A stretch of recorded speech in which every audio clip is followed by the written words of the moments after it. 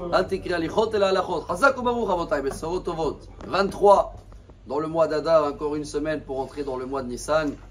Mais bien sûr qu'on va essayer de profiter de cette dernière semaine, de charger à fond la joie avant de rentrer dans les ménages, pour enlever tout notre orgueil, pour avoir, si Dieu veut, à Pessah, une vraie liberté, Bene Horin. Mais avant, on doit passer par ces parachiotes qui terminent toute une série de 4 parachiotes remplis, très chargés, sur tellement des détails que Dieu il demande pour faire un tabernacle qui faisait même pas 25 mètres de long. Hamishi Mama. Vous avez remarqué combien des versets la Torah elle a donné pour la création du monde entier. Vous savez combien il est le monde entier? Des millions de kilomètres et des planètes. Combien des phrases il y a au début de Bereshit? Quelques phrases. Et pour le Mishkan, ça fait des mois qu'on est en train d'étudier des détails et les crochets, tout ça, et la menorah. C'est un peu pas logique. Il dit le Rav Jacobson, au nom de la Chassidoute, j'ai trouvé ce message tellement beau, chers amis. Pour que Dieu y crée un endroit pour nous, on sait que Dieu, voilà, c'est en quelques phrases, c'est classé. Bereshit bara Elohim, tac, tac, tac. Dieu, il a créé un espace pour nous. Mais pour que nous, on arrive à créer un espace pour entrer Dieu chez nous, combien de détails il faut. Parce que dès qu'il y a quelque chose qui ne va pas chez nous, dans les traits de caractère, dans les choses, alors ça commence à tout déstabiliser. Pour cela, on va prendre un exemple, parce que la paracha de cette semaine, il y en a deux. Vayakel Pekoudé, mon cher Rabbeinu nous fait le bilan de tous les dons qu'il avait reçus. Il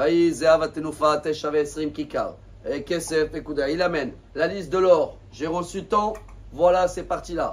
L'argent est parti là, le cuivre, il est parti là. Tout détaillé. Vous avez bien remarqué que quand le peuple d'Israël, ils ont fait le veau d'or, chacun aussi l'a donné. Personne n'a demandé de bilan là-bas.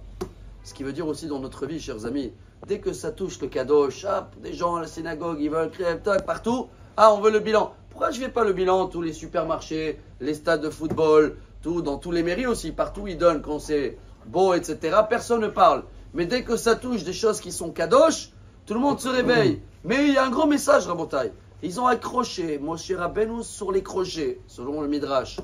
Ils cherchaient partout. Qui c'est qui cherchait partout? Les critiqueurs.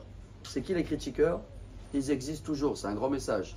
Parce que peu importe ce que tu vas faire, peu importe l'espace que tu vas essayer de donner au bon Dieu, peu importe ce que tu vas construire et tu vas investir et tu vas mettre de temps, c'est dans tous les domaines dans la vie, ce sera dans le travail, ce sera quelqu'un, il fait un livre, un autre, il réalise quelque chose.